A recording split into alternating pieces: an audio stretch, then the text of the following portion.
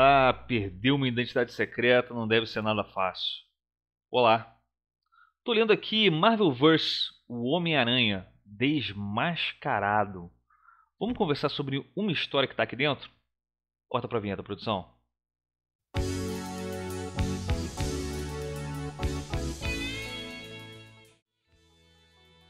Olá, meu amigo, minha amiga do Pode Não Pode, vocês estão bem? Espero que sim. Pessoal, a capa dessa revista aqui, Marvelverse, é justamente uma réplica da capa da revista americana The Amazing Spider-Man número 87, publicada originalmente lá nos Estados Unidos em 1970, mais precisamente em agosto de 1970. Tá? A história título da revista é Enfim Mascarado e mostra o Peter Parker passando por algum problema físico grave.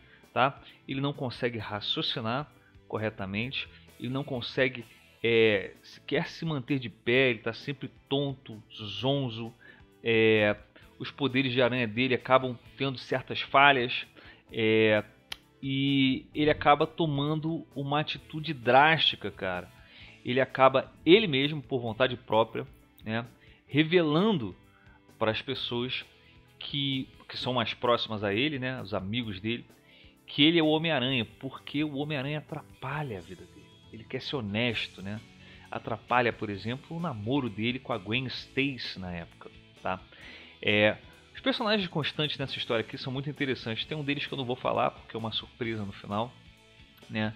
Mas aqui nessa história você vê, por exemplo, uma dupla de namorados, cara, nada usual, que é a Mary Jane e o Harry Osborn. Lembrando que o Harry Osborn é filho do Norman Osborn, que é o Duende Verde original. O Harry chegou até a se utilizar dessa alcunha, né, de Duende Verde.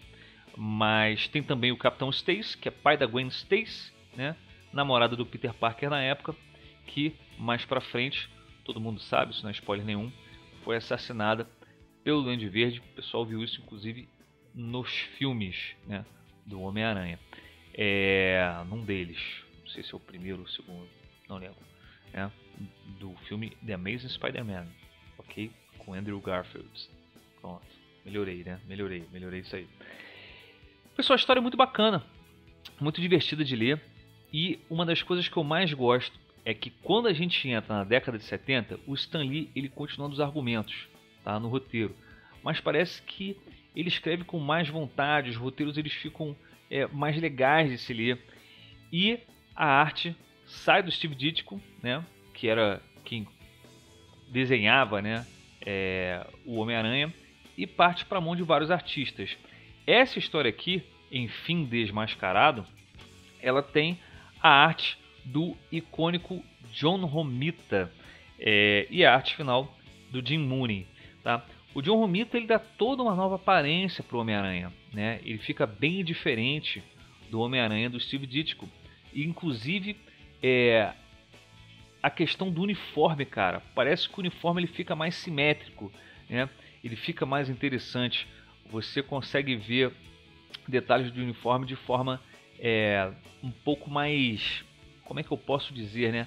Mais clara, né?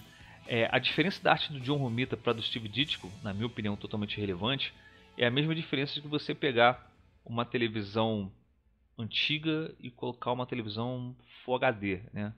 Você mudar uma televisão Full HD para uma televisão 4K, né? Parece que o John Romita ele dá um pouco mais de nitidez nos traços dos personagens, tá? Gosto demais dele desenhando essa fase do Homem-Aranha, tá? O roteiro do Stan Lee, pessoal, ele é muito criativo, né? Ele tem soluções fáceis, obviamente, né? Ele mostra, inclusive, o Harry Osborn lembrando da primeira aventura que a gente lê aqui, que está nessa revista, com o Dr. Octopus desmascarando o Homem-Aranha. A gente fez vídeo sobre isso, né?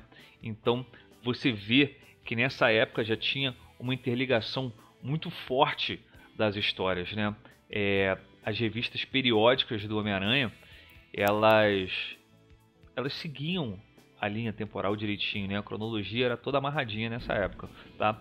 O Homem-Aranha não tinha nem 10 anos de existência nessa época aqui, tá? Já que a gente está em 1970, o Homem-Aranha foi criado em 1962, né? Teve sua estreia em 1962, então ele tinha apenas 8 anos de mercado, tá?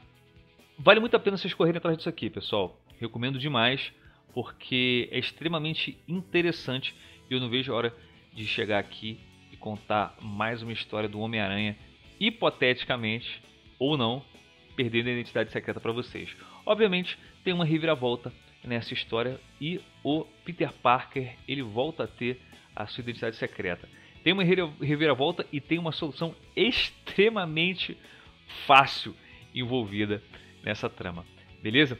Pessoal, me digam aí nos comentários se vocês curtem essa fase do Homem-Aranha. Finalmente a gente entrou na década de 70. Vai ser um pulo a década de 70 aqui que a gente vai ler. Não tem muita coisa do Homem-Aranha dessa fase não. E aí a gente já vai para um momento que eu tenho mais coisas dele, que é a década de 80. Tá? Eu acho que em poucos vídeos a gente consegue avançar. Valeu? Então é isso. Se você quiser e puder, deixe o seu like.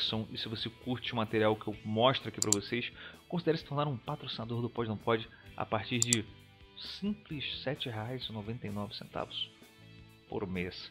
Beleza? Obrigado, fiquem com o Papai do Céu ou com quem vocês acreditarem. E a produção vai subir os créditos. Vamos lá.